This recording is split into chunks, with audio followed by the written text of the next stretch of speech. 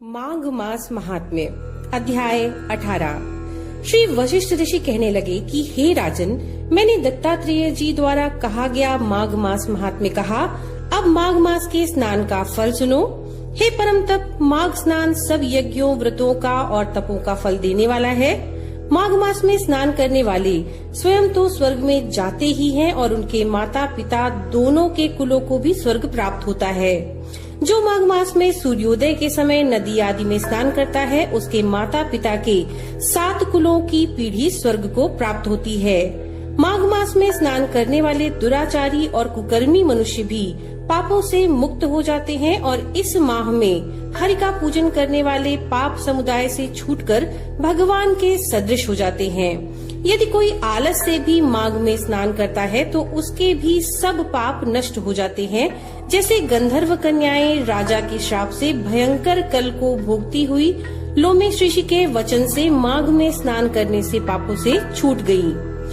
ये वार्ता सुनकर राजा दिलीप विनय से पूछने लगे कि हे गुरुदेव, ये कन्याएं किसकी थीं? उनको कब और कैसे श्राप मिला? उनके नाम क्या थे? ऋषि के वाक्य से कैसे श्राप मुक्त हुई और उन्होंने कहाँ पर स्नान किया? आप विस्तार पूर्वक सब कथा कहिए। वशिष्ठ जी कहने लगे, हे राजा, जैसे अरणि से स्वयं अग्नि उत्पन्न होती है, वैसे ही यह कथा धर्म और संतान उत्पन्न करती है।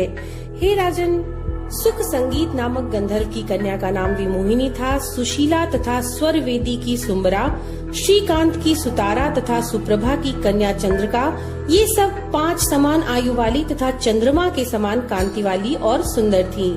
जैसे रात्रि को चंद्रमा शोभायमान होता है, वैसे ही पुष्प की कलियों के समान खिली हुई थी ये अप्सराएं। ऊंचे पयोधर वाली पद्मिनी, वैशाख मास की कामिनी यौवन दिखाती हुई, नवीन पत्तों वाली लता के सदृश, गोरे रंग सोने की सदृश चमकती हुई और सोने के अलंकारों से सुशोभित, सुंदर वस्त्र धारण किए हुए, अनेक प्रकार के गाने और वीणा अथवा बांसुरी तथा दूसरे बाजे बजाने में प्रवीण और ताल, स्वर तथा नृत्य कला में निपुण थीं।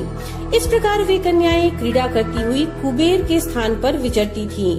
एक समय कौतुकवश माघ मास में एक वन से दूसरे वन में विचरती हुई मंदिर के पुष्प तोड़कर सरोवर पर गौरी पूजा के लिए गईं। स्वच्छ जल के सरोवर में स्नान करके वस्त्र धारण कर, मौन हो बालू मिट्टी की गौरी बनाकर, चंदन, कपूर, कुमकुम और सुंदर कमलों से उपचार सहित पूजन करके ये 5 कन्याएं ताल नृत्य करने लगीं। फिर ऊंचे गांधार स्वर में सुंदर गीत गाने लगीं।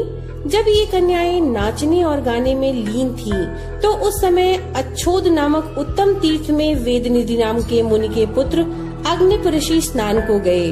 वे युवा ऋषि सुंदर मुख, कमल सदृश नयन, विशाल छाती, सुंदर भुजाओं वाले दूसरे कामदेव के समान थे। शिखा सहित दंड लिए, मृग चर्म ओढ़े, यज्ञोपवीत धारण किए हुए थे। उनको देखकर 5 कन्याएं मुग्ध हो गयीं और उसका रूप और यौवन देखकर कामदेव से पीड़ित होकर देखो देखो ऐसा कहती हुई उस ब्राह्मण के चित्त में कामदेव का डर उत्पन्न करने लगीं और आपस में विचार करने लगीं कि ये कौन है। रति रहित होने से कामदेव नहीं और एक होने से अश्विन कुमार नहीं। ये कोई गंधर्व या किन्नर या काम रूप धारण कर कोई सिद्ध या किसी ऋषि का श्रेष्ठ पुत्र या मनुष्य है। कोई भी हो, ब्रह्मा जी ने इसको हमारे लिए बनाया है। जैसे पूर्व कर्म के प्रभाव से संपत्ति प्राप्त होती है, वैसे ही गौरी जी ने हम कुमारियों के लिए श्रेष्ठ वर दिया है। और आपस में ये तुम्हारा वर है या मेरा अथवा सबका, ऐसा कहने लगी। जिस समय उस ऋषिपुत्र ने अपनी मध्याह्न की क्रिया करके ऐसे वचन सुने, तो वह सोचने लगा कि ये तो बहुत बड़ी समस्या उत्पन्न हो गई है। ब्रह्मा, विष्णु, महेश आदि देवता तथा बड़े योगीश्वर भी स्त्रियों के भ्रमजाल में मोहित हो गए हैं। इनके तीक्ष्ण बाणों से किसका मन रूपी हिरण घायल नहीं हो सकता?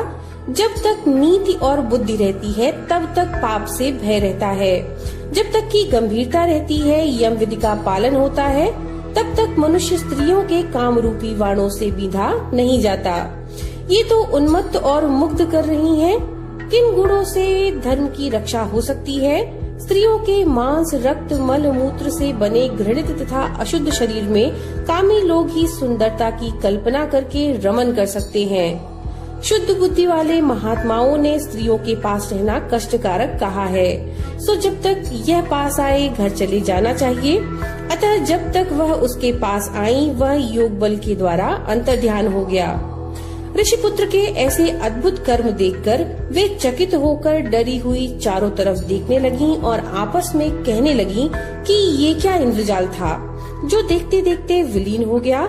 और वह विरहा की अग्नि में जलने लगी और कहने लगी कि हे कांत, तुम हमको छोड़कर कहाँ चले गए? क्या तुमको ब्रह्मा ने हमको विरह रूपी अग्नि में जलाने के लिए बनाया था? क्या तुम्हारे चित्त दया रहित हैं, जो तुम हमारे चित्त को दुखाकर चले गए? क्या तुमको हमारा विश्वास नहीं है? क्या तुम कोई मायावी हो? बिना किसी अपराध के हम लोगों पर क्यों क्रोध करते हो? तुम्हारे बिना हम नहीं जिएंगी।